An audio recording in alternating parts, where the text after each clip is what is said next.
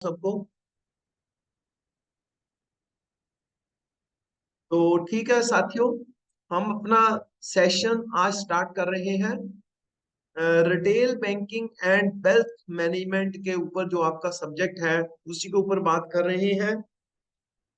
तो मैं पुनः अमृतलाल विज बैंकिंग ज्ञान केंद्र की तरफ से आप सभी का स्वागत करता हूं।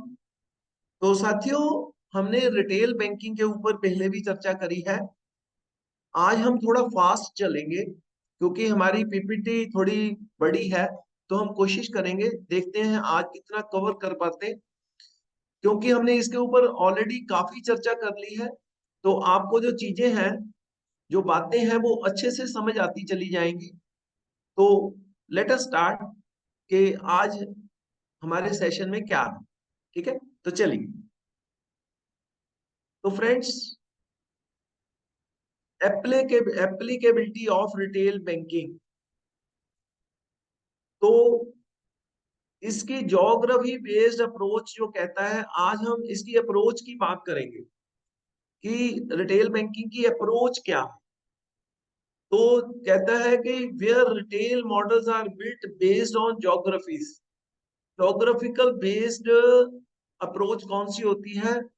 यहाँ पे ज्योग्राफी के हिसाब से, मतलब कि एरिया के हिसाब से जब रिटेल बैंकिंग की जाती है, तो किसी एरिया में कोई खास स्कीम लगाई जा सके, तो उसके लिए कोई नई स्कीम बैंक ने कोई इंट्रोड्यूस कर दी, तो उसके लिए ज्योग्राफी बेस्ड अप्रोच चलती है।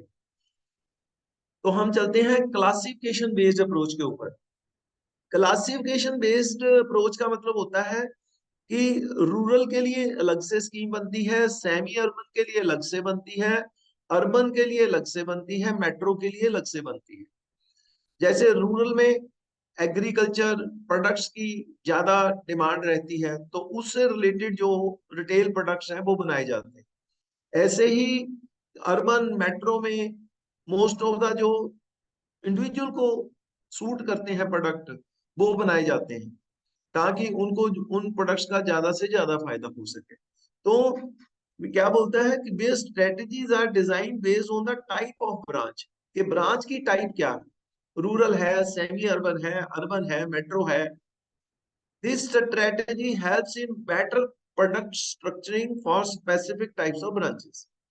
तो इन ब्रांचेस के लिए अलग अलग टाइप के प्रोडक्ट्स जो हैं, कुछ तो कॉमन प्रोडक्ट्स होते हैं, कुछ कोई स्पेसिफिक प्रोडक्ट रूरल के लिए होता है, वो सिर्फ रूरल वाले ही कर सकते हैं, उसको अर्बन वाले नहीं कर सकते, उसको मेट्रो वाले नहीं करते।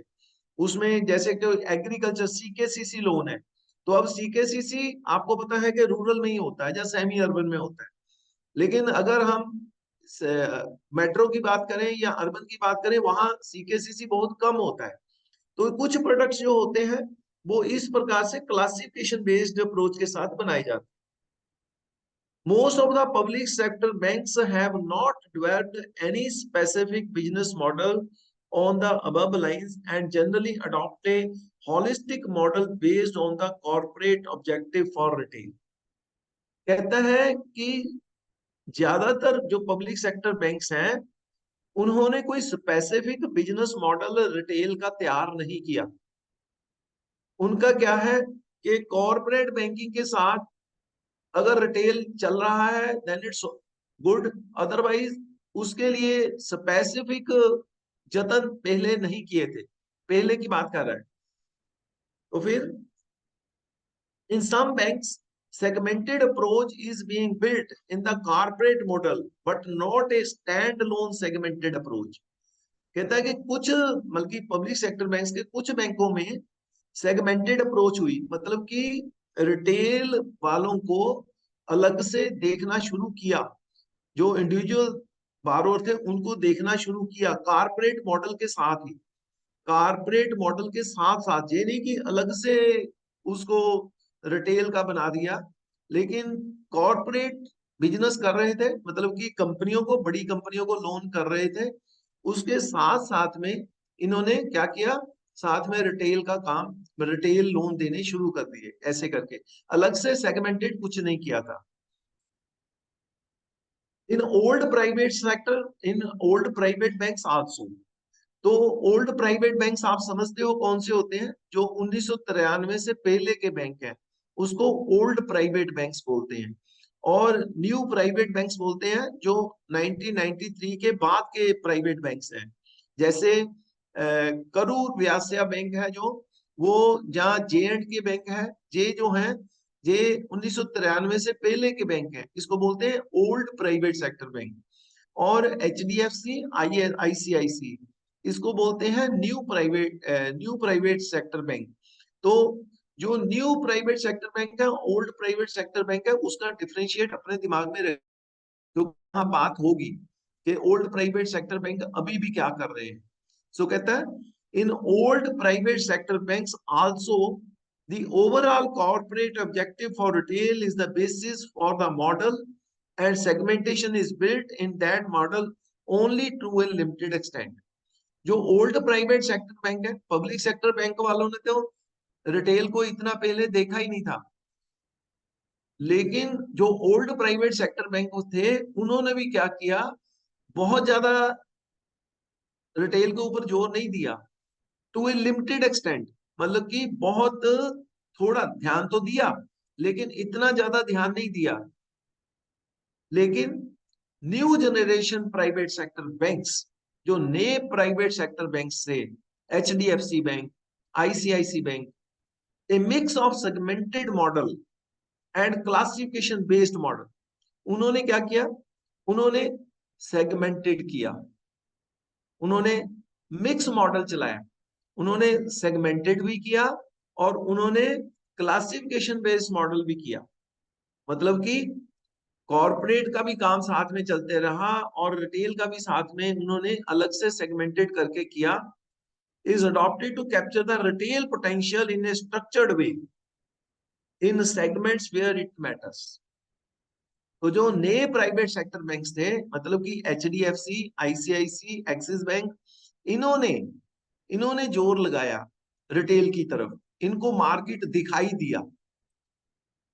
आप समझिए 2000 से पहले, सन 2000 से पहले पहले पब्लिक सेक्टर बैंक्स का कोई ध्यान नहीं था रिटेल बैंकिंग के ऊपर, रिटेल बैंकिंग के ऊपर इनका कोई ध्यान नहीं था। इवन आपको मैं बोलूं तो 2008 के बाद इन्होंने मार्केट को देखना शुरू किया कि ये रिटेल की मार्केट है, जो बड़ी जबरदस्त मार्केट है, इसमें बहुत पैसा हम लगा सकते हैं, हम लोन्स बांट सकते हैं। फिर इनको ध्यान आया जब H D F C, ICIC bank पूरी तरह से मार्केट में छा चुके थे, तब पब्लिक सेक्टर बैंक्स का ध्यान इस तरफ गया कि अब हमें इसको मार्केट को कैप्चर करना है। लेकिन जो नए प्राइवेट सेक्टर बैंक्स थे उन्होंने इसके ऊपर पहले से ध्यान दिया और उन्होंने मार्केट को कैप्चर किया, क्योंकि उन्होंने बड़े बड़े लोन किए ही नहीं, उन्होंने बड़ी कंपनियों को लोन दिए ही नहीं। पहले पहले H D F C bank, ICIC bank ने बड़ी बड़ी कंपनियों को लोन नहीं दिए, कॉर्पोरेट लोन नहीं किए। कॉर्पोरेट लोन किसने किए? पब्लिक सेक्टर बैंक्स ने। आपको पता है कि जो अभी पिछले, जब 5-6 बैंक जो थे जिसके ऊपर आरबीआई ने पीसीए लगा दिया था, उसका मेन कारण क्या था? क्योंकि पब्लिक सेक्टर बैंक्स ने बड़ी बड़ी कंपनियों को लोन दिए और वो लोन मर गए, वो लोन एनपीए हो गए, जिसकी वजह से पीसीए लगाना पड़ा। जब बैंकों के ऊपर पीसीए लगा, तब पब्लिक सेक्टर बैंक्स की आंख खुली कि भैया हम ये क्या कर रहे हैं, हम तो सारा लोन बड़ी बड़ी कंपनियों को दे रहे हैं। अगर हमने छोटी छोटे इंडिविजुअल्स को दिया होता तो आज हमारी जो हालत है ये ऐसी ना होती। क्योंकि कॉर्पोरेट का एक भी लोन अगर एनपीए होता है तो 5,000 करोड़ रुपया लेके बैठता है, 3,000 करोड़ रुपया लेके बैठता है। और अगर इंडिविजुअल जो है, अगर उसका 100 अकाउंट भी एनपीए हो जाएगा तो 100 करोड़ भी नहीं बनेगा। तब इनको होश आया कि हमें भी मार्केट को कैप्चर करना है। तो आगे चलते हैं। इन फॉरेन बैंक्स, अब देखो हमने भी पहले पब्लिक सेक्टर बैंक्स की बात करी, फिर ओल्ड प्राइवेट सेक्टर बैंक की बात करी, फिर हमने न्यू प्राइवेट सेक्टर की बात करी, लेकिन उससे भी ऊपर फॉरेन बैंक्स ने इसके ऊपर बहुत ध्यान दिया। उन्होंने पूरा रिटेल गेम प्लान जो था, उन्होंने पूरा इसको एग्जीक्यूट किया। In foreign banks, the model not restricted to any of the above, what is based on the retail game plan of the banks. इसका मतलब आप समझ सकते हो कि फॉरेन बैंक्स की दूरदर्शिता कितनी जबरदस्त थी। उन्होंने रिटेल गेम प्लान के ऊपर पूरा ध्यान दिया। न्यू प्राइवेट सेक्टर बैंक्स ने ध्यान दिया, लेकिन उतना नहीं जितना फॉरेन बैंक्स ने दिया। ओल्ड प्राइवेट सेक्टर बैंक्स दे सकते थे ध्यान, क्योंकि वो प्राइवेट सेक्टर का अदारा था, लेकिन वो भी नहीं दे पाए अच्छे से। और पब्लिक सेक्टर बैंक्स का तो काम ही ये था कि केवल कॉर्पोरेट को लोन दो, अपना बिजनेस बढ़ाओ। क्या 1,000 लोगों को जाके मिलना है, 2-4 लोगों को लोन दो, काम हो गया, मस्ती मारो।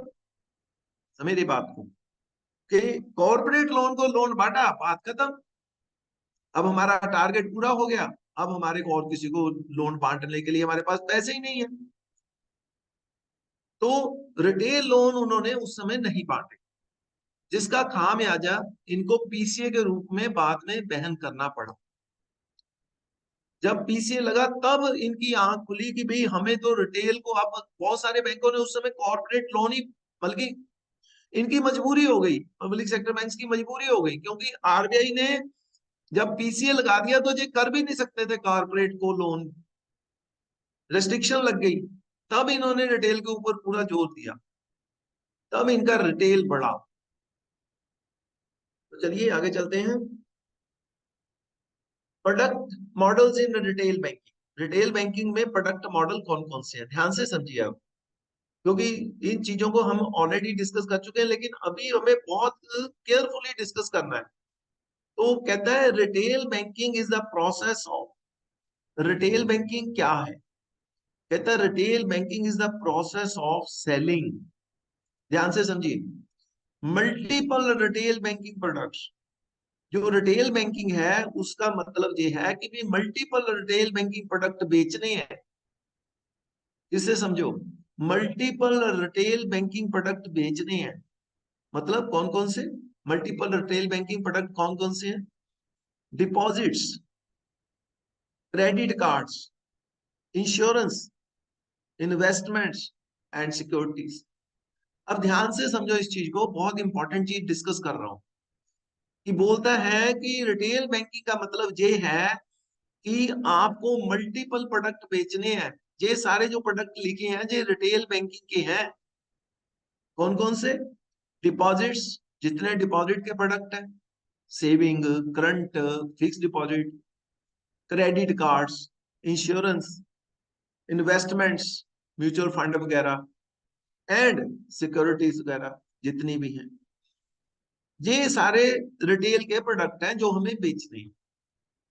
एंड और सर्विसेज, ये प्रोडक्ट या सर्विसेज बेचनी है, दोनों चीजें। और क्या, किसको बेचनी है? Multiple customer. किसको बेचनी है? मल्टीपल कस्टमर को। मल्टीपल कस्टमर कौन? मल्टीपल कस्टमर का मतलब इंडिविजुअल, आम आदमी, और स्मॉल बिजनेसमैन, स्मॉल बिजनेसमैन और आम आदमी को बेचनी है। थ्रू, किसके थ्रू बेचनी है? Multiple channels. मल्टीपल चैनल कौन से? जैसे कॉल सेंटर हो गया, कॉल सेंटर में हम कॉल्स करके लोगों को ल्योर करते हैं, बोलते हैं कि भाई आप लोन ले लो। आपने देखा होगा, आपको एचडीएफसी का फोन आता होगा, एक्सिस बैंक का फोन आता है, आईसीआईसी का फोन आता है। वो बोलते हैं कि सर हम आपको लोन देना चाहते हैं। आजकल बजाज वालों का बहुत फोन आता है, वो बोलते हैं कि हम आपको लोन देना चाहते हैं, हमने आपका लोन ही सेंक्शन कर दिया। आप बोलते हो मुझको तो लेना ही नहीं है, तो हमने तो, आप बताइए कितना चाहिए। तो कॉल सेंटर के थ्रू, ब्रांच के थ्रू, ब्रांचेस खुली हुई हैं, फिर इंटरनेट बैंकिंग के थ्रू, कायोस्क के थ्रू, ये जो प्रोडक्ट हैं मल्टीपल चैनल्स के थ्रू बेचे जाते हैं। तो प्रोडक्ट मॉडल क्या हुआ, ध्यान से समझ लो फिर से, प्रोडक्ट मॉडल क्या हुआ, मल्टीपल के प्रोडक्ट मल्टीपल कस्टमर को मल्टीपल चैनल के थ्रू बेचे जाते हैं। बस सिंपल समझ लो। अब क्या डेफिनेशन होगी इसकी, कि मल्टीपल प्रोडक्ट मल्टीपल कस्टमर को मल्टीपल चैनल्स के थ्रू बेचे जाते हैं, उसको हम रिटेल बैंकिंग कहते हैं। अब मल्टीपल कस्टमर प्रोडक्ट कौन से हैं वो भी बता दिए, मल्टीपल चैनल कौन से हैं वो भी बता दिए, मल्टीपल कस्टमर बता दिए। अब आपको सब चीजें क्लियर हो गई कि रिटेल बैंकिंग क्या है, कि इतने सारे जो प्रोडक्ट हैं, जब हम डिफरेंट कस्टमर्स को बेचते हैं, थ्रू डिफरेंट चैनल्स बेचते हैं, उसको हम रिटेल बैंकिंग कहते हैं। Demand is created through diverse target markets and promotional tactics, satisfying consumer wants and needs. कहता है जो डिमांड है ये क्रिएट की जाती है through diverse target markets and promotional tactics के हिसाब से मार्केट को तैयार किया जाता है। Satisfying consumers wants and needs, जो कंज्यूमर की वांट्स होती हैं, जो उसकी इच्छा है, जरूरत है, उसके हिसाब से मार्केट में प्रोडक्ट्स लाए जाते हैं। Retail banking in India is characterized by multiple products, multiple channels, and multiple customer groups. जो रिटेल बैंकिंग है उसमें मैंने ऑलरेडी बताया कि मल्टीपल प्रोडक्ट है, मल्टीपल चैनल है, मल्टीपल कस्टमर है, which are customized and personalized to suit the needs of the various customer segment. जिस ग्रुप को जो सा प्रोडक्ट चाहिए होता है वैसा प्रोडक्ट देते हैं। जैसे डॉक्टर्स हैं तो उनके लिए, डॉक्टर्स के लिए डॉक्टर वाला लोन लेके आते हैं, जिसको व्हीकल चाहिए व्हीकल लोन लेके आते हैं, जिसको हाउस चाहिए उसके लिए हाउसिंग लोन लेके आते हैं, किसी ने पढ़ना लिखना है उसके लिए एजुकेशन लोन लेके आते हैं। तो डिफरेंट कस्टमर के लिए डिफरेंट प्रोडक्ट्स हम बेचते हैं, ऐसे ही डिपॉजिट के प्रोडक्ट लेके आते हैं। ठीक है, तो चलिए आगे। This multiplicity of roles to be played by retail bankers adds to the excitement as well as the challenges faced by bankers. ये जो मल्टीप्लिसिटी रोल है, जो मैंने बोला, मल्टीपल प्रोडक्ट्स हैं, मल्टीपल कस्टमर है, मल्टीपल चैनल है, ये जो रोल है बैंकर द्वारा प्ले किया जाता है, और बैंकर जो है इन चैलेंजेस को फेस करता है। These multiple products include various type of deposits, accounts, credit and debit card, loans, personal auto, housing loan, insurance, mutual fund etcetera. ये मैंने आपको पहले बता दिया मल्टीपल प्रोडक्ट कौन कौन से हैं, ये मैंने आपसे पहले ही बात कर ली। क्रेडिट कार्ड भी है इसमें, डिपॉजिट प्रोडक्ट भी है, लोन प्रोडक्ट भी है, डेबिट कार्ड भी है, personal auto, housing loan, insurance, mutual fund, सब जो है इसमें आते हैं। The multiple channels of distribution included, जो मल्टीपल चैनल है वो कौन कौन से हैं, इंटरनेट बैंकिंग हो गया, मोबाइल बैंकिंग हो गया, बैंकिंग आउटलेट्स हो गए। Multiple customer groups included individual customer, micro, small and medium enterprises. ये सारे जो हैं वो मल्टीपल चैनल्स हैं, और मल्टीपल कस्टमर बता दिए कौन कौन से ग्रुप हैं, उसमें बताया कि इंडिविजुअल है, micro, small and medium enterprises हैं। The product portfolio structuring plays an important role in the retail banking strategies of banks and extends across liability, asset and other services and third party products. कहता जो product portfolio बनता है वो किस किस चीज से बनता है, लायबिलिटी साइड प्रोडक्ट से बनता है। लायबिलिटी साइड प्रोडक्ट मतलब डिपॉजिट के सारे product. Asset side product, asset side product का मतलब जो लोन्स वाले सारे प्रोडक्ट है, रिटेल लोन के जितने प्रोडक्ट है वो वाले, एंड अदर सर्विसेज, और बाकी की कई सर्विसेज हम देते हैं। जैसे हम डिपॉजिटरी सर्विसेज देते हैं। डिपॉजिटरी सर्विसेज का मतलब क्या होता है, बता सकता है कोई साथी कि डिपॉजिटरी सर्विसेज क्या होती हैं? What are depository services? आप लोग चैट बॉक्स में भी लिख सकते हैं कि डिपॉजिटरी सर्विसेज कौन सी होती हैं। जैसे हम लोग डीमैट का अकाउंट खोलते हैं, डीमैट का अकाउंट जैसे शेयरों के लिए, शेयर किसी ने शेयरों का काम करना है, शेयर्स का काम करना है, तो उसके लिए हम डीमैट का अकाउंट खोलते हैं, उसको बोलते हैं डिपॉजिटरी अकाउंट। ठीक है, तो वो सर्विसेज प्रोवाइड करते हैं, उसके ऊपर बैंक को कमीशन मिलता है। And third party product, third party product होते हैं जैसे LIC बेचते हो आप, म्यूचुअल फंड बेचते हो, दूसरे इंश्योरेंस के प्रोडक्ट बेचते हो, वो सारे जो है वो थर्ड पार्टी प्रोडक्ट्स। ठीक है, तो essentially retail assets and liability products constitute the basic structure of retail banking। कहता है अगर देखा जाए तो रिटेल एसेट और लिबिलिटी प्रोडक्ट्स जो है वो बेसिक स्ट्रक्चर रिटेल बैंकिंग का है। रिटेल बैंकिंग का अगर बेसिक स्ट्रक्चर है वो कौन है, जो लिबिलिटी साइड के प्रोडक्ट है और एसेट साइड के प्रोडक्ट है, मतलब कि जो डिपॉजिट के प्रोडक्ट है और जो रिटेल लोन के प्रोडक्ट है उसको बोल रहा है। The trend has been changed, पहले तो यही था, क्या थे, डिपॉजिट के, बल्कि लिबिलिटी साइड के प्रोडक्ट और एसेट साइड के प्रोडक्ट, लेकिन अब ट्रेंड चेंज हो गया है। क्या बोलता है, the trend has been change in the recent years and marketing of third party product. आज की डेट में साथियों आप लोगों को पता है कि third party product has emerged as one of the important constituents of the retail banking initiatives of bank। आज की डेट में, आज के सालों में अगर देखें तो थर्ड पार्टी प्रोडक्ट जो है वो रिटेल बैंकिंग में सबसे इंपॉर्टेंट बन गया है। आपको पता है हमारे जो बैंक के एग्जीक्यूटिव्स हैं वो इस बात पे बहुत जोर देते हैं कि आप लाइफ इंश्योरेंस के प्रोडक्ट बेचो, नॉन लाइफ इंश्योरेंस के प्रोडक्ट बेचो, म्यूचुअल फंड बेचो। क्यों कहते हैं ऐसे, क्योंकि इससे हमें कोरी कमीशन आती है, सीधा सीधा कमीशन आती है। आपको नहीं पता, जो प्राइवेट बैंक्स हैं, मैं आपको बताना चाहता हूं, जो प्राइवेट बैंक्स हैं साथियों, अगर कोई कस्टमर उनके पास एक प्रोडक्ट लेने आता है उसके साथ में वो चार प्रोडक्ट बेचते हैं। कितने, चार प्रोडक्ट बेचते हैं। मैं मैं ये जो डाटा आपको बता रहा हूँ रियलिटी में बता रहा हूँ। प्राइवेट बैंक में अगर कोई कस्टमर गया वहां पे वो एक प्रोडक्ट के साथ चार प्रोडक्ट बेचते हैं। मतलब सर आप क्या कह रहे हो, मतलब आप सेविंग अकाउंट खुलाने गए, वो आपको ATM कार्ड दे देंगे, क्रेडिट कार्ड दे देंगे, फिर वो आपको एक आध म्यूचुअल फंड भी थमा देंगे, एक आध लाइफ इंश्योरेंस पॉलिसी भी दे देंगे। इतना मतलब कि उनका मार्केटिंग का स्टाइल ये है। लेकिन अगर पब्लिक सेक्टर बैंक्स की बात करें तो साथियों एवरेज जो है, अगर कोई कस्टमर एक प्रोडक्ट लेने आता है तो उसके साथ एक प्रोडक्ट बेच पाते हैं, ज्यादा से ज्यादा ATM कार्ड दे देंगे और इससे ज्यादा कुछ नहीं कर पाते। ये मार्केटिंग का डाटा मैं आपको बता रहा हूं।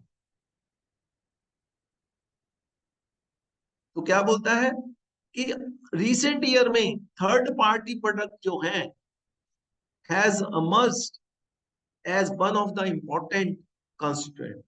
रिटेल बैंकिंग में थर्ड पार्टी प्रोडक्ट जो है आज की डेट में बहुत इंपॉर्टेंट प्रोडक्ट हो गया है। क्यों, क्योंकि जो प्राइवेट बैंक्स हैं, ध्यान से सुन लीजिए जो मैं बात कह रहा हूं, जो प्राइवेट बैंक्स हैं उनकी जितनी इनकम होती है उसका 50% इनकम थर्ड पार्टी प्रोडक्ट से आती है। हेलो, ध्यान से सुनो जो मैं कह रहा हूं, उनकी जो टोटल इनकम होती है प्राइवेट बैंक्स की, उसका जो 50% इनकम आता है वो उनका third party product sell out करने से आता है। चलिए मैं आपको दिखाता हूं आगे जो बुक में लिखा है। अब बात करेंगे पहले एसेट साइड प्रोडक्ट के, एसेट साइड प्रोडक्ट कौन से हैं। ठीक, कहता है एसेट साइड में retail banking results in better yield, improved bottom line for a bank. कहता है जो एसेट साइड के प्रोडक्ट होते हैं वो बैंक को क्या फायदा देती है। कहता है retail banking results in better yield, जो रिटेल बैंकिंग लोन हम देते हैं उसमें हमारे को, बल्कि बैंक को ज्यादा इनकम होती है। Retail segment is good Avenue for funds deployment, जो बैंक के पास लोगों का पैसा जमा होता है उसको लोन देने के लिए रिटेल जो सेगमेंट है वो सबसे अच्छा सेगमेंट है। और consumer loans are presumed to be of lower risk, जो हम रिटेल लोन देते हैं उसमें हमें कम रिस्क होता है। कॉर्पोरेट लोन मैंने पहले बताया कि 3,000 करोड़ रुपया दोगे, 5,000 करोड़ रुपया दोगे, एक भी कंपनी बैठ गई तो 3,000 या 5,000 करोड़ एकदम बैठ जाएगा। और यहां 100 कंज्यूमर भी बैठ गया तो 100 करोड़ से ऊपर नहीं बैठेगा। इसलिए यहां पे रिस्क लोअर है। एंड एनपीए परसेप्शन, और एनपीए भी रिटेल में कम होता है। Health economic revival of nation through increase production activity, क्योंकि रिटेल में हम स्मॉल एंड मीडियम एंटरप्राइजेस को भी लोन देते हैं, इसलिए प्रोडक्शन एक्टिविटी बढ़ती है जिससे कि इकोनॉमी भी रिवाइव होती है, इकोनॉमी आगे बढ़ती है। improves lifestyle and fulfills aspirations of the people through affordable credit, इसमें लोगों का जो लाइफस्टाइल है वो बढ़ता है और उनको जो जिस प्रकार का भी क्रेडिट चाहिए होता है, जिस प्रकार का भी लोन चाहिए होता है वैसा दिया जाता है। इनोवेटिव प्रोडक्ट डेवलपमेंट क्रेडिट,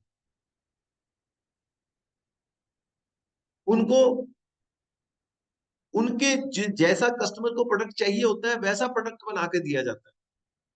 उनकी डिमांड के हिसाब से, उनकी नीड के हिसाब से प्रोडक्ट जो है वो इनोवेट किया जाता है। इसके बाद बात करते हैं लायबिलिटी प्रोडक्ट्स। लायबिलिटी प्रोडक्ट्स में savings liability products are offered to retail banking customer basically three species. कहता है जो लायबिलिटी प्रोडक्ट्स होते हैं वो आमतौर पे तीन प्रकार के दिए जाते हैं। एक सेविंग अकाउंट्स दिए जाते हैं, एक करंट अकाउंट दिए जाते हैं, एक टर्म डिपॉजिट अकाउंट दिए जाते हैं। इसके ऊपर बहुत ज्यादा डिस्कशन करने की जरूरत नहीं, जी आपको पता है। Product differentiation among these account is best achieved by adding different value propositions. अब सेविंग दिया जाता है, करंट दिया जाता है, टाइम डिपॉजिट दिया जाता है। जो लोग, जहां पे मेरे पुराने जो बैंकों में काम कर रहे हैं दोस्त जो बैठे हैं वो समझ सकते हैं जो मैं बोलने वाला हूं। पहले सेविंग अकाउंट का मतलब ये होता था कि हमने केवल सेविंग अकाउंट खोल दिया, ज्यादा से ज्यादा हम क्या करते थे उसको पासबुक दे देते थे साथ। सेविंग अकाउंट खोला या करंट अकाउंट खोला तो हम केवल पासबुक दे देते थे, ज्यादा से ज्यादा चेकबुक दे देते थे। लेकिन आज आज ऐसा नहीं है। आज अगर पुराने वाली बैंकिंग करोगे तो कस्टमर आपके पास टिकेगा नहीं। सो वो क्या बोलता है, कहता है रिटेल बैंकिंग के जो प्रोडक्ट हैं आज की डेट में ऐसे नहीं चलेंगे। लेटस मैं दिखाता हूं आपको। Attempts are made by banks to expand the scope of generic products from a plain vanilla account to a value enriched account। जो पुरानी बैंकिंग थी वो प्लेन वेनिला थी। वेनिला आइसक्रीम देखी है ना आपने, क्या होता है, केवल दूध ही जमा होता है, उसमें कोई ड्राई फ्रूट नहीं पड़ा होता, केवल प्लेन वेनिला। तो पहले प्लेन वेनिला अकाउंट ही थे, मतलब कि सेविंग अकाउंट खोला तो भैया पासबुक ले जा, साथ में चेकबुक ले जा, बात खत्म। ये था प्लेन वेनिला। प्लेन वनीला का मतलब ये है, प्लेन, कुछ भी नहीं दिया, केवल पासबुक दी और चेकबुक दी। आज कहता है इसको एनरिच किया है। कैसे एनरिच किया है? कहता days of simple functional products are gone. वो दिन चले गए हैं कि भाई पासबुक पकड़ाई और चेकबुक पकड़ाई, जा तो अब घर चला जा। ऐसा कस्टमर को भेजोगे तो कस्टमर कल आपके दरवाजे पे नहीं आएगा। मेरे कहने का मतलब आपकी ब्रांच में नहीं आएगा। Functionality is now perceive to include change needs. आज की डेट में हमारे को जो अपना फंक्शनैलिटी है उसको चेंज करना पड़ेगा। फिर क्या करना पड़ेगा? A simple passbook and chequebook to a saving accounts are past. पहले क्या होता था? सिंपल पासबुक और चेकबुक दे दी जाती थी। अब क्या है? अब ATM card, debit card, credit card, multi city cheques have become generic features. आज की डेट में जब आप खाता खोलते हो ना, तो आप कस्टमर को बोलते हो सर रुकिए, हम आपको एटीएम कार्ड देते हैं, हम आपका क्रेडिट कार्ड अप्लाई कर देते हैं, हम आपकी मल्टी सिटी चेकबुक अप्लाई कर देते हैं। अगर एटीएम कार्ड उस समय होता है, नहीं तो आप बोलते हो हम अप्लाई कर देते हैं, आपके घर आ जाएगा। सब कुछ दे के भेजते हो, इंटरनेट बैंकिंग दे के भेजते हो, मोबाइल बैंकिंग दे के भेजते हो। क्यों? क्योंकि बिकम एसेंशियल वैल्यू प्ले। आज की डेट में ये जरूरी हो चुका है। अगर आज की डेट में आप केवल पासबुक और चेकबुक दे के भेजोगे ना, तो कोई आपके ब्रांच में नहीं आने वाला। आपको कस्टमर का ध्यान रखना पड़ेगा, उसको एटीएम देना पड़ेगा। एटीएम या डेबिट कार्ड की बात हो गई, credit card, multi city cheques, उसके जे आज की डेट में फिर इंटरनेट बैंकिंग, मोबाइल बैंकिंग, ये जेनरिक फीचर है। कहता है रिटेल बैंकिंग में ये फीचर हमें साथ में देने पड़ेंगे, क्योंकि आज समय की मांग है। समय कहता है कि भी आपको ये करना पड़ेगा काम। फिर the value game has extended to tagging group insurance products in the life and non-life space at a very competitive premium component. यही नहीं रुकता कि आपने एटीएम दे दिया, आपने क्रेडिट कार्ड दे दिया, आपने मोबाइल बैंकिंग दे दी, इंटरनेट बैंकिंग दे दी, इतना भी नहीं रुकना। कहता है ग्रुप इंश्योरेंस, लाइफ इंश्योरेंस चाहे नॉन लाइफ इंश्योरेंस, ये आजकल कंपोनेंट बन गया है। जब आप कोई अकाउंट खोलते हो, बहुत सारे बैंक हैं जो कि अकाउंट खोलने के ऊपर उस इंडिविजुअल की फ्री में इंश्योरेंस करते हैं, उनके प्रोडक्ट का पार्ट है। तो क्या बोलता आगे? Group life insurance, group life policies as value additions and group health policies on a floater basis covering the entire family are offered as part of the account package in certain products. Public sector banks की मैं नहीं बात कर रहा, मैं बात कर रहा हूं फॉरेन बैंक्स की। कुछ बैंक्स हैं जो कि अकाउंट खोलने पर ग्रुप इंश्योरेंस देते हैं, मतलब आप उस पूरी फैमिली का इंश्योरेंस करते हैं, एक्सीडेंटल इंश्योरेंस करते हैं कि आप अपने अकाउंट में 1 लाख रुपए का बैलेंस रखो, हम आपकी इंश्योरेंस फ्री करेंगे। ऐसे करके प्रोडक्ट है उनके,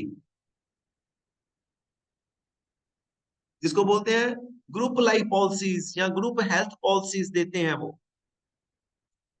ग्रुप एक्सीडेंटल इंश्योरेंस देते हैं and concession in processing charges for retail loans. अगर आप रिटेल लोन लेते हो तो क्या करते हैं, प्रोसेसिंग चार्जेस में कंसेशन दे के बोलते हैं कि हम आपकी ग्रुप इंश्योरेंस कर देंगे, ग्रुप एक्सीडेंटल इंश्योरेंस कर देंगे as an integral part of saving bank deposit scheme. तो जैसे कोई एक्सीडेंटल इंश्योरेंस है, आपको पता है एटीएम कार्ड जब हम देते हैं तो उसमें 2 लाख का इनबिल्ट बीमा होता है। क्यों? भाई रिटेल लोन प्रोडक्ट है, रिटेल प्रोडक्ट है, उसको अट्रैक्टिव बनाया है। आप अपने बैंक का एटीएम लेके एयरपोर्ट पे जाते हो, वहां पे आपको 2 रुपए के चार्जेस कटने के बाद आपको अंदर कैंटीन में फ्री मिलता है, और भी कई रिवार्ड पॉइंट है उसके साथ जुड़े हो। क्यों? क्योंकि रिटेल प्रोडक्ट को अट्रैक्टिव बनाया गया है। बात को समझो। ऐसे ही नहीं बैंक पैसे खर्च रहा, क्योंकि बैंक चाहता है कि उसके जो कस्टमर हैं उनको ज्यादा से ज्यादा फैसिलिटी मिले। Idle funds kept in accounts are allowed to earn additional interest. और क्या बैंकों ने किया? बैंकों ने कहा हम sweep in and sweep out facility देंगे। आपको पता है शायद आपके बैंकों में ये एक लोन डिपॉजिट अकाउंट की फैसिलिटी है, sweep in and sweep out. मतलब कि अगर कोई व्यक्ति सेविंग में एक लिमिट के ऊपर पैसे रखेगा, उसकी एफडी ऑटोमेटिकली बन जाएगी। हमारे बैंक में एक स्कीम थी जिसमें सेविंग में अगर 50,000 रुपए से ऊपर बैलेंस जाएगा, ऑटोमेटिकली उसके 50,000 से ऊपर के अमाउंट की एफडी बन जाएगी। मतलब किसी का अगर 1 लाख रुपया बैलेंस चला गया तो 50,000 तो उसका थ्रेश होल्ड लिमिट है, तो जो ऊपर का 50,000 है उसकी उसकी एफडी बन जाएगी। और इन केस उसको जरूरत पड़ जाती है, इंडिविजुअल को जरूरत पड़ जाती है, तो उसकी एफडी ऑटोमेटिकली तोड़ भी दी जाएगी ताकि उसका कोई लॉस ना हो। तो एडिशनल इंटरेस्ट देने के लिए ये स्कीमें लाई गई है। आप देख रहे हो कि रिटेल बैंकिंग के प्रोडक्ट्स को अट्रैक्टिव बनाने के लिए क्या क्या किया जा रहा है। ऐसा सोचा था जिन्होंने पुरानी बैंकिंग करी है उनको आज समझाओ, वो कहते हैं ये क्या कर रहा है बैंक। भाई बैंक इसलिए कर रहा है ताकि कस्टमर को कहीं भी ऐसा ना लगे कि बैंक हमारे साथ धोखा कर रहा है। किसी का 5 लाख रुपया डिपॉजिट पड़ा हुआ है, हम कहते हैं चुप रहे, नहीं, उसको कंसल्ट करो, उसको बोलो कि भाई ऐसा है कि तुम्हारा 5 लाख पड़ा है, इसको स्वीप अकाउंट में डाल दो, जो 50,000 से ऊपर के पैसे हैं वो ऑटोमेटिकली तेरी एफडी बन जाएगी। उसको सजेस्ट करो, उससे कस्टमर की लॉयल्टी बढ़ेगी, कस्टमर आपका हित चाहेगा, वो कहेगा 4 कस्टमर को और लेके आएगा कि यार ये बैंक बहुत अच्छा है जिसने मेरे को प्रॉपर गाइड किया।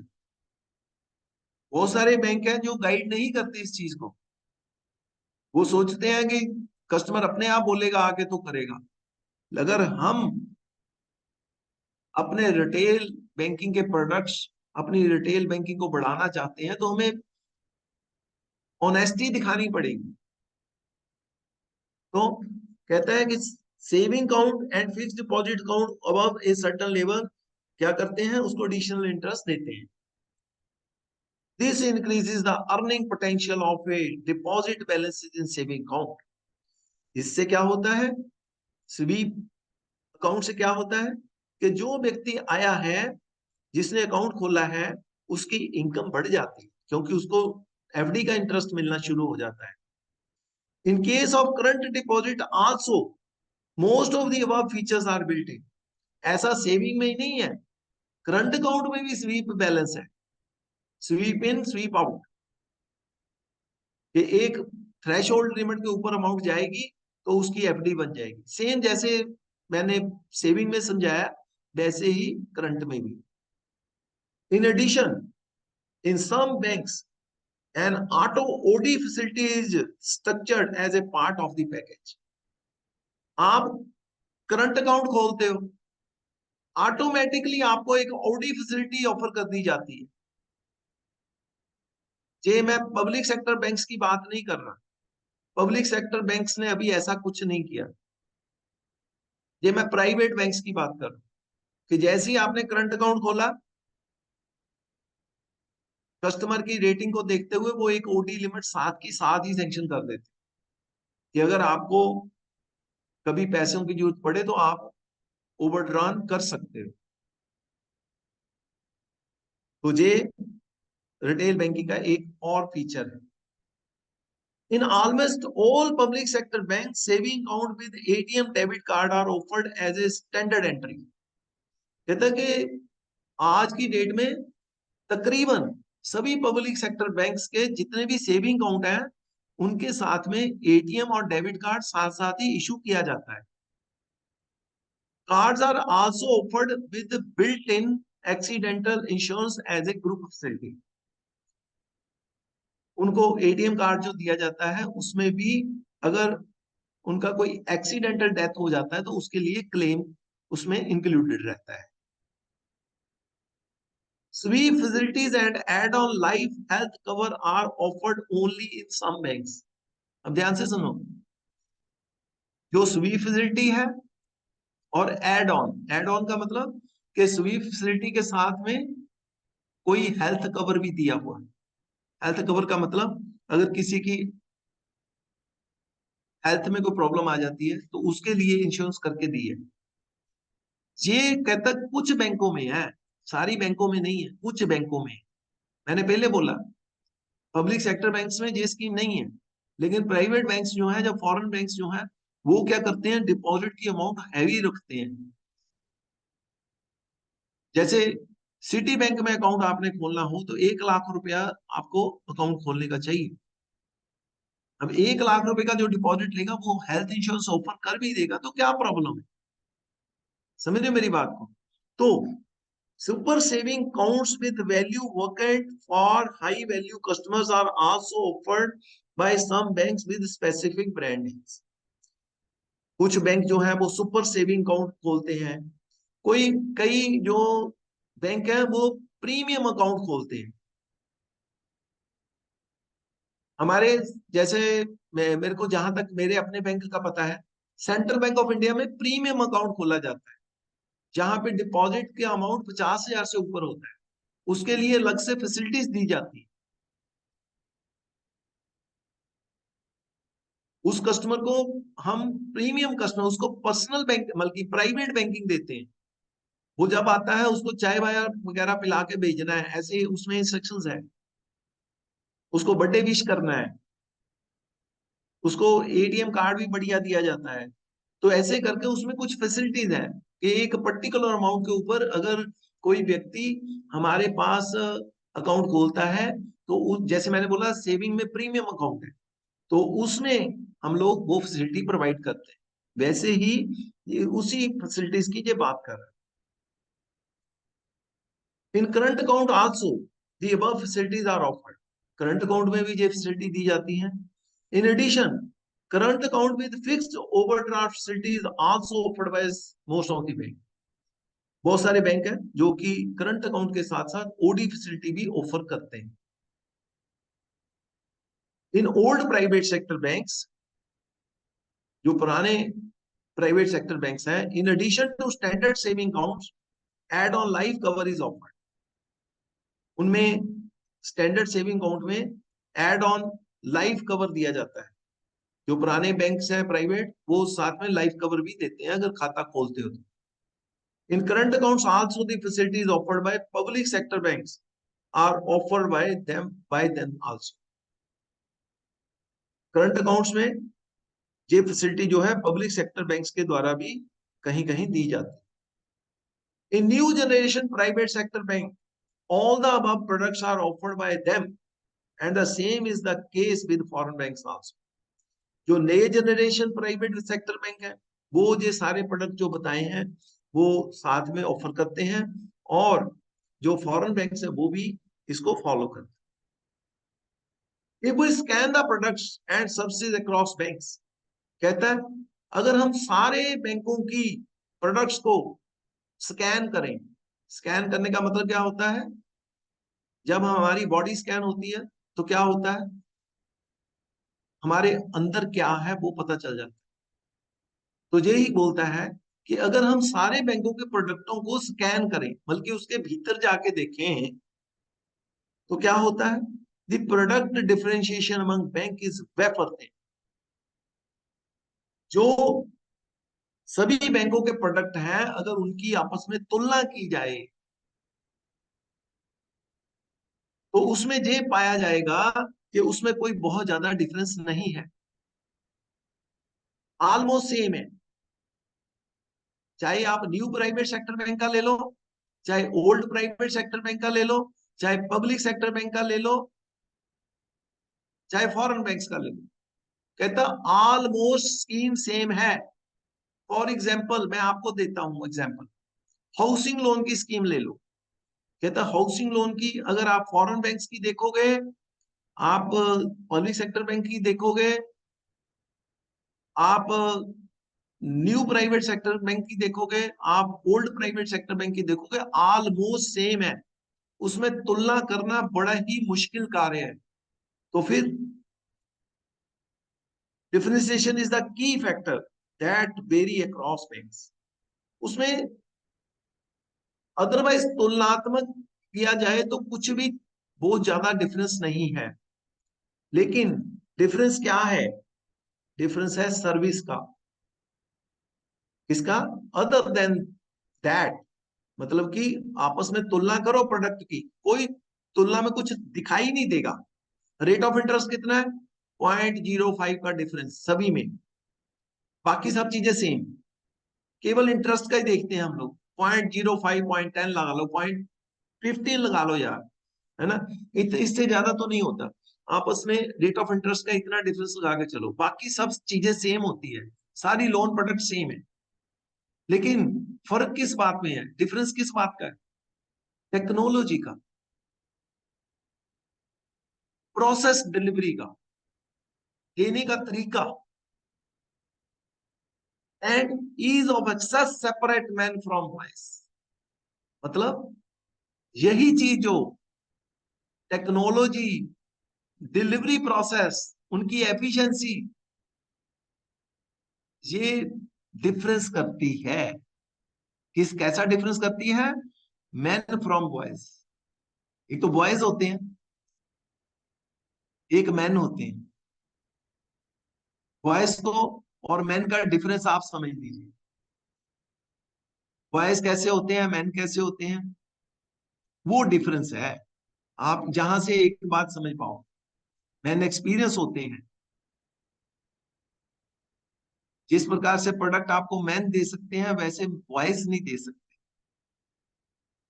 तो केवल टेक्नोलॉजी का डिफरेंस है, डिलीवरी करने का डिफरेंस है, किस एफिशिएंसी से वो डिलीवर कर रहे हैं उसका डिफरेंस, और कोई डिफरेंस नहीं। प्रोडक्ट सेम है।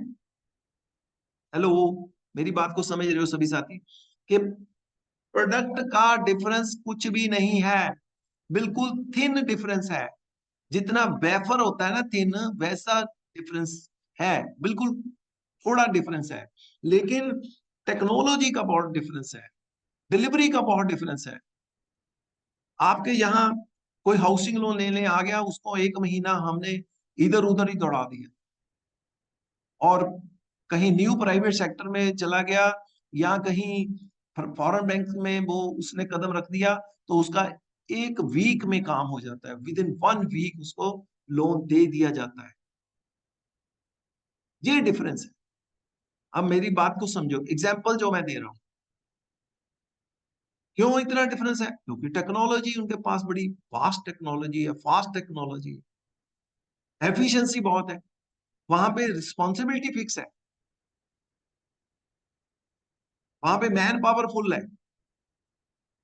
पब्लिक सेक्टर बैंक में टोटल 4 लोग लगा रखे हैं, उसी को म्यूचुअल फंड बेचना है, उसी को लाइफ इंश्योरेंस बेचना है, उसी को लोन करना है, उसी को डिपॉजिट के प्रोडक्ट बेचने हैं, उसी को सारा कुछ करना है।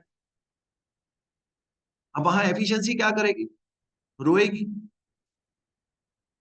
लेकिन यहाँ पे न्यू प्राइवेट सेक्टर बैंक्स में, फॉरेन बैंक्स में ऐसी कोई असुविधा नहीं है। वहां पे जो एफिशिएंसी है, टेक्नोलॉजी बड़ी फास्ट है, लेटेस्ट टेक्नोलॉजी वहां पे आती है। तो क्या बोलता है? other than that the technology, process, delivery efficiency and ease of access separate men from boys। यहां केवल इतना बात से ही मैन और बॉयज का डिफरेंस होता है। मतलब मैन वॉइस का डिफरेंस मतलब एक्सपीरियंस का और अदरवाइज पर्सन का। All banks offer term deposit products with provision for monthly, quarterly or cumulative interest payment options. तकरीबन जो सभी सभी बैंक है वो जे वाले मंथली आपकी MIDR बनाते हैं, QIDR बनाते हैं, टर्म डिपॉजिट बनाते हैं, ये कहते सारे बैंक करते हैं, लेकिन केवल डिफरेंस करती है टेक्नोलॉजी और efficiency. Fixed deposit built with units of fixed amounts are also offered by the banks. This is intended to inject an unfixed component in a fixed deposit and enable the depositor to partially withdraw. आजकल एक और चीज चली हुई है कि मान लो आप कोई FD कराते हो तो उसमें क्या होता है कि अगर आपने प्री मैच्योर कराई तो आपके पेनल्टी लग जाएगी, लेकिन बैंक ऐसे भी प्रोडक्ट लेके आया कि जिसमें आप यूनिट्स खरीद सकते हो, यूनिट्स में पैसा इन्वेस्ट कर सकते हो। FD के यूनिट्स मतलब एक तो फिक्स रख देते हैं कि भी 1 लाख तक रहेगा, उसके ऊपर जितने यूनिट्स हैं आप उसमें से तोड़वा सकते हो, लेकिन उसमें पेनल्टी नहीं लगती। वो पहले ही वो डिपॉजिट स्कीम बनी है ऐसी कि आप यूनिट्स तोड़वा सकते हो और यूनिट्स ऐड करना चाहो तो यूनिट्स ऐड कर सकते हो। तो ऐसे प्रोडक्ट भी लेके आए हैं। क्यों लेके आए? ताकि कस्टमर की जो जरूरत है उसको पूरा किया जा सके। कस्टमर आज FD कराने लगा, 2 लाख रुपया है उसके पास और वो FD कराने लगा, लेकिन उसको साथ ही साथ होगा कि शायद मेरे को 3 महीने बाद फिर से जरूरत पैसे की पड़ जाए। तो आपने उसको बता दिया सर 1 लाख की आप फिक्स करा लो, बाकी की आप यूनिट्स ले लो, 10-10 हजार के 10 यूनिट ले लो, 10 हजार के 10 यूनिट ले लिए, 1 लाख रुपया हो गया। सर जितने यूनिट्स की आपकी जरूरत होगी अपने तोड़वा लेना, आपको कोई पेनल्टी नहीं लगेगी। कस्टमर भी खुश हो गया और आप भी खुश, क्योंकि डिपॉजिट इधर उधर नहीं गया, कस्टमर का भी लॉस नहीं हुआ। तो ऐसे प्रोडक्ट जो हैं वो लेके आ रहे हैं। Banks also offer fixed deposit with built-in OD facilities so that it becomes more of a CC account than a fixed deposit. कहता बैंक ऐसे भी प्रोडक्ट लेके आ रहा है जिसमें ऑटोमेटिकली FD के अगेंस्ट साथ साथ OD लिमिट दे देता है, इसको CC लिमिट भी कह देते हैं, OD लिमिट भी दे देता है कि जब भी तुम्हारे को इसकी जरूरत हो तुम इसमें से पैसे निकाल सकते हो। साथ ही साथ इनबिल्ट जैसे ही आपने FD बनाई साथ ही साथ CC लिमिट आपकी खोल दी कि अगर आपको जरूरत है तो आप CC लिमिट से पैसे ले सकते। कितनी अच्छी स्कीमें हैं जो बैंक्स लेके आ रहे हैं। क्यों? क्योंकि रिटेल बैंकिंग को बढ़ाना है। उनको पता कि रिटेल बैंकिंग जैसा कोई काम नहीं है, इसमें सबसे ज्यादा रेवेन्यू है, इसमें सबसे ज्यादा इनकम है। चलिए आगे चलते हैं। These product re-engineering measures are adopted by banks to enhance the comfort level of the term deposit account holder and offer conveniences as a value proposition. कहता ये जो प्रोडक्ट की री इंजीनियरिंग की जा रही है, जो प्रोडक्ट को जो इतना इंप्रूव किया जा रहा है, किस लिए किया जा रहा है? ताकि जो टर्म डिपॉजिटर है उसको कंफर्ट हो, उनका कंफर्ट लेवल बढ़ाने के लिए वो आराम से अपना पैसा रख सके, उसकी कन्वीनियंस बढ़े। इसलिए almost all the banks across sectors offer the above facilities. तकरीबन सभी बैंक्स जो हैं ये फैसिलिटीज दे रहे हैं। Some of the banks offer accidental life cover for term deposit, but the group life cover and health cover are not normally offered. कहता आमतौर पे जो सभी बैंक्स हैं वो एक्सीडेंटल लाइफ कवर देते हैं, लेकिन ग्रुप लाइफ कवर जो है वो सारे बैंक्स नहीं देते, कुछ बैंक्स देते हैं। ठीक है। इन शॉर्ट अगर हम इसका निष्कर्ष निकालें, retail deposits are stable and constitute core deposits. जो रिटेल के डिपॉजिट होते हैं जो स्टेबल रहते हैं, स्थिर रहते हैं, एंड कॉन्स्टिट्यूट कोर डिपॉजिट, हमारा कोर डिपॉजिट होता है, मेन डिपॉजिट होता है। They are interest insensitive and less bargaining for additional interest. और ये जो रिटेल डिपॉजिट लेते हैं इसमें कोई बार्गेनिंग नहीं होती। जैसे आप कोई बड़ा डिपॉजिट लेते हो ना, मान लीजिए आपने कोई ट्रस्ट का बड़ा डिपॉजिट लेना है, 1,000 करोड़ रुपया डिपॉजिट लेना है, तो वो वहां पे आपके साथ बहुत बहस करेगा, बार्गेनिंग करेगा। कितना रेट है? 7%। वो कहेगा मैं तो 8.5 पे दूंगा, मैं तो 9% पे दूंगा। उसके पास 1,000 करोड़ रुपया पड़ा है, वहां पे बार्गेनिंग है। क्या आपके पास जो एफडी कराने आता है, जो 5 लाख की एफडी कराने आता है, वो क्या बार्गेनिंग करता है? नहीं। जो सेविंग में पैसे रखने आता है वो कभी बार्गेनिंग करता है? नहीं। क्यों? क्योंकि उसको पता है कि अगर सेविंग में 3% रेट है तो ये जो सामने बंदा बैठा है बेचारा कुछ नहीं कर सकता। अगर एफडी के ऊपर 6% फिक्स है तो फिक्स है, इसका कोई रोल नहीं है, ये बैंक की तरफ से फिक्स है। सो ये बोलता है कि ये जो बैंक के रिटेल डिपॉजिट होते हैं ये बार्गेनिंग फ्री होते हैं, इसमें कोई बार्गेनिंग नहीं होती, और ये हमारे पास परमानेंटली रहते हैं, स्टेबल रहते हैं। They constitute low cost funds for the banks, क्योंकि इसमें कोई बार्गेनिंग नहीं है। मैंने बोला किसी के पास 1,000 करोड़ रुपया है, अगर आपका रेट 7% चल रहा है तो वो कहेगा मेरे को 8.5 लेना है। अब बैंक को जरूरत है फंड्स की तो बैंक 8.5 की देता है, तो बैंक का हाई कॉस्ट डिपॉजिट हो गया। लेकिन अगर वही डिपॉजिट हमने रिटेलर से लेना है, इंडिविजुअल से लेना है, तो हमारे को 7% देना पड़ेगा। सेविंग में रख गया तो 3% देना पड़ेगा, करंट में रख गया तो कोई ब्याज ही नहीं देना पड़ेगा। तो ये लो कॉस्ट डिपॉजिट है। Effective customer relationship management with the retail customers build a strong customer base and it is key to maximize the balance share. Effective customer relationship management, ध्यान से सुनिए कि effective, प्रभावी जो आपकी कस्टमर रिलेशनशिप है उससे रिटेल कस्टमर्स का हमारे पास एक स्ट्रॉन्ग कस्टमर बेस बनता है। अगर हम अपने जो कस्टमर्स आते हैं उसके साथ रिलेशनशिप बनाते हैं, रिलेशनशिप मैनेजमेंट करते हैं, तो उससे हमारा एक बड़ा कस्टमर बेस बनता है और वो हमारे डिपॉजिट का बहुत बड़ा शेयर होता है। अब हम बताएंगे रिटेल एसेट्स प्रोडक्ट के बारे में। रिटेल एसेट प्रोडक्ट मैंने बोला जो रिटेल लोन होते हैं वो रिटेल एसेट प्रोडक्ट है। कहता है retail asset financing is a major component of retail banking model of banks.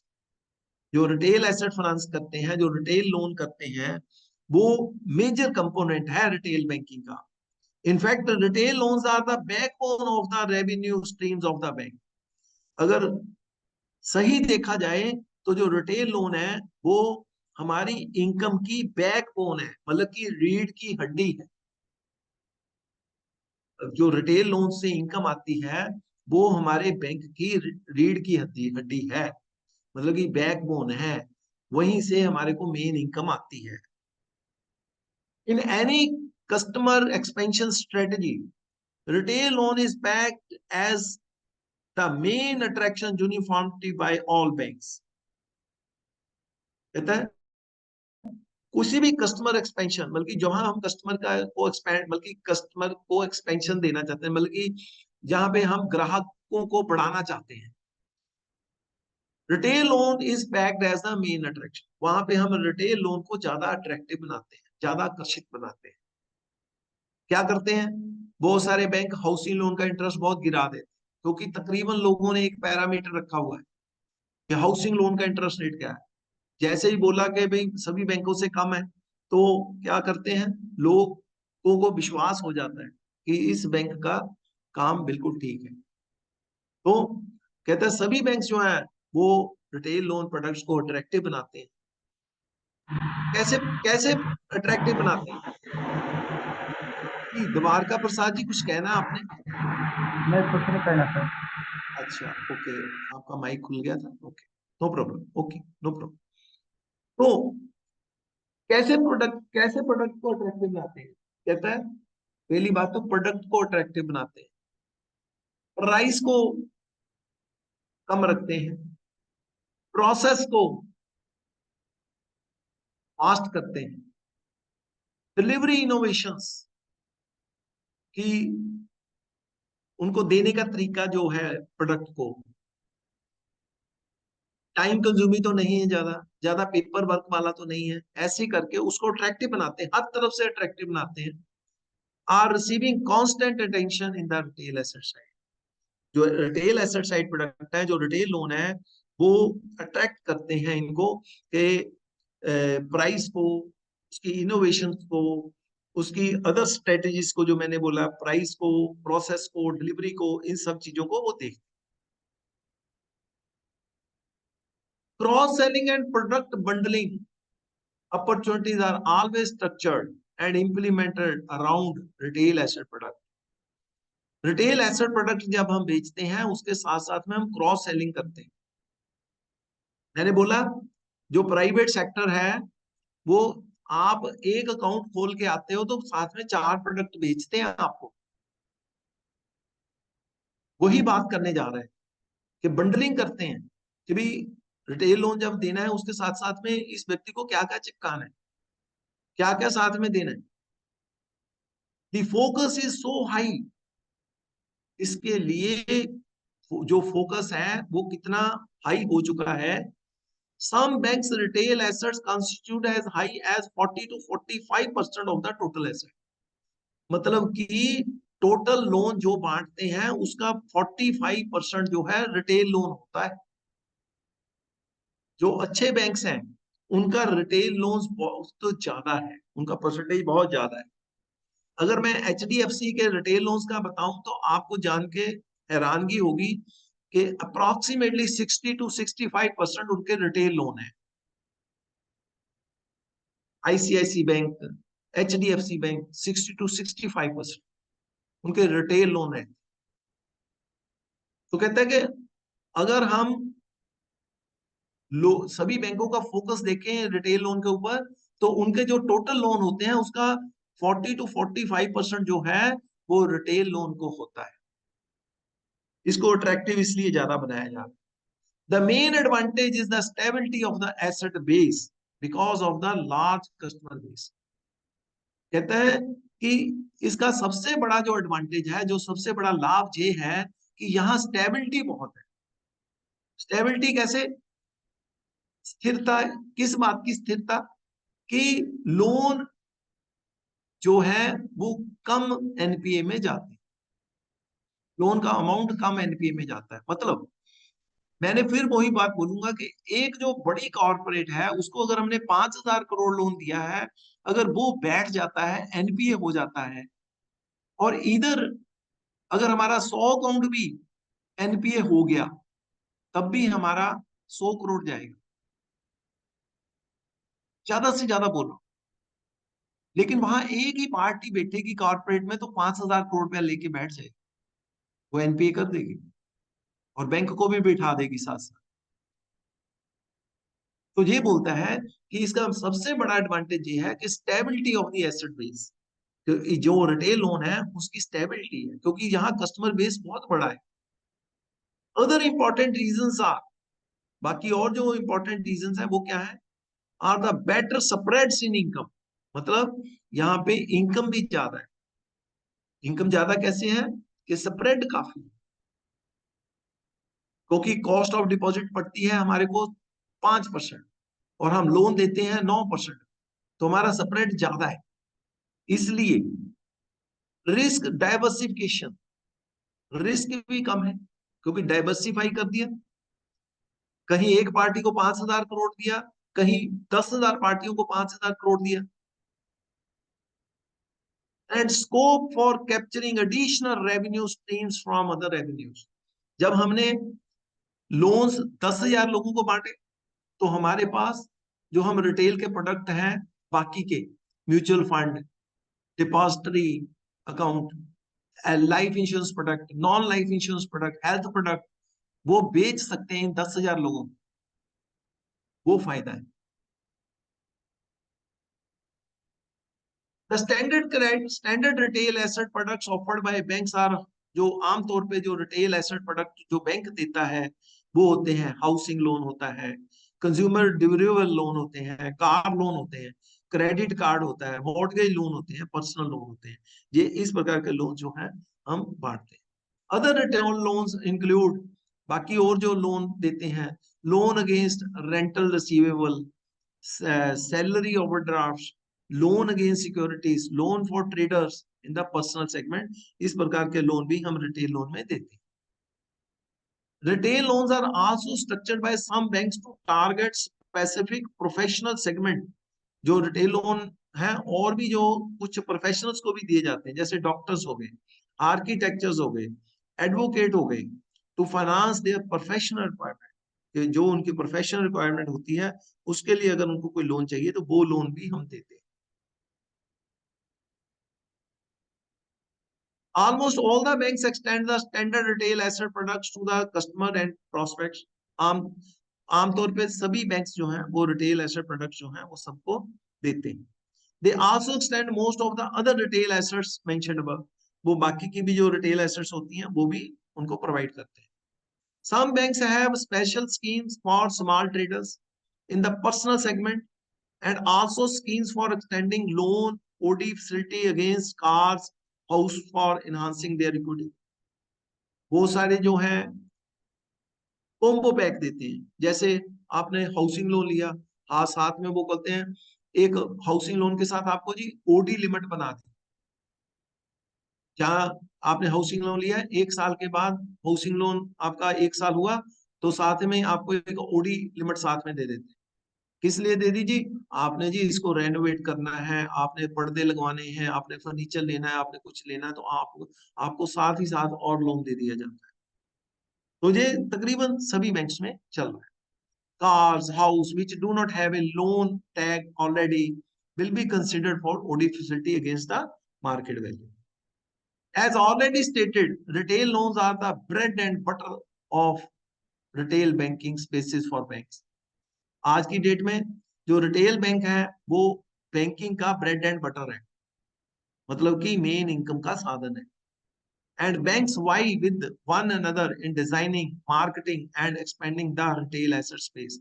और जो बैंक्स हैं वो नए नए प्रोडक्ट डिजाइन कर रहे हैं, उनकी मार्केटिंग कर रहे हैं और रिटेल एसेट स्पेस को एक्सपैंड कर रहे हैं। इन शॉर्ट, अगर हम थोड़े में कहें, retail banking results in better yield, improved bottom line for a bank. जो रिटेल बैंकिंग है वो बैंक को बेटर यील्ड दे रही है, मतलब कि बेटर इनकम दे रही है। Retail segment is good revenue for fund deployment. इसमें जो गुड रेवेन्यू आ रहा है, जो फंड अप्लाई कर रहे हैं, जो हम लोन लोगों को दे रहे हैं, वहां से हमें ज्यादा इनकम आ रही है। Consumer loans are presumed to be of lower risk and NPA perception. जो कंज्यूमर लोन है उनमें कम रिस्क है और एनपीए भी कम हो रहा है। Helps economic revival of nation through increase production activity. क्योंकि जो हम एमएसएमई को लोन देते हैं उससे प्रोडक्शन बढ़ रही है और इकोनॉमी भी उसके साथ बढ़ रही है। इम्प्रूव्स लाइफस्टाइल, लोगों का लाइफस्टाइल इंप्रूव हो रहा है, उनकी नीड्स पूरी हो रही हैं। Retail banking involves minimum marketing efforts in demand driven economy. So retail banking में हमारे को मार्केटिंग करने में बहुत कम एफर्ट्स लगाने पड़ रहे हैं। Diversified portfolio due to huge customer base enables bank to reduce their dependence on few or single borrower। क्योंकि बैंकों को कस्टमर बेस बहुत बड़ा मिल जाता है, इसलिए जो हमारी डिपेंडेंस थी कि एक सिंगल बारोवर बल्कि एक सिंगल कारपोरेट के ऊपर डिपेंड रहना, वो हमारा कम हो गया है। Banks can earn good profits by providing non-fund based or fee-based services without deploying their funds। जो बैंक है वो नॉन फंड इनकम को भी बढ़ा सकते हैं और अपनी फी बेस्ड इनकम को भी, फी बेस्ड सर्विसेज को भी बिना कोई फंड दिए बढ़ा सकते हैं। मतलब कि नॉन फंड मतलब कोई गारंटी गारंटी किसी ने लेनी हो तो उस केस में बैंक को जो है फंड्स नहीं लगाने पड़ते, लेकिन उसमें बैंक को कमीशन आ जाता है और दूसरा है फी बेस्ड, जैसे मैंने बोला डिपॉजिटरी का अकाउंट खोल दिया, लॉकर दे दिए, वहां से हमारी फी बेस्ड इनकम बढ़ जाती है। तो साथियों, समय काफी हो चुका है, 9:15 हो चुके हैं। तो चूंकि आपका नेक्स्ट क्लास भी है, तो हम इस सेशन को यहीं स्टॉप करते हैं। अभी हमारी 58 स्लाइड्स हुई हैं, जहां से हम कल फिर शुरू करेंगे, क्योंकि हमारी स्लाइड्स बहुत ज्यादा है, और हमारी भी कोशिश है कि आप लोगों को एक एक कंसेप्ट को क्लियर किया जाए। तो उसी कड़ी में हम लोग आपको समझाने की कोशिश कर रहे हैं। होप आप सभी को ये चीजें समझ आई होंगी। आप अपनी फीडबैक दे सकते हैं, आप अपना क्वेश्चन, कोई आपको फंसता है, जो चीज नहीं समझ आई वो पूछ सकते हैं। तो मैं आप सभी का स्वागत करता हूं कि अगर किसी को कोई क्वेश्चन पूछना है वो पूछ सकते हैं। आप अपनी फीडबैक भी अपने चैट बॉक्स में दे सकते हैं। तो मेरी तरफ से इतना ही है। Thank you so much my dear friends. God bless you all. Hope आपको ये सेशन बढ़िया लगा होगा, आपको चीजें कुछ समझ आई होंगी। हम कल फिर इसी आशा के साथ कि इसी पीपीटी को आगे बढ़ाएंगे। Thank you so much. God bless you all. Okay friends, bye.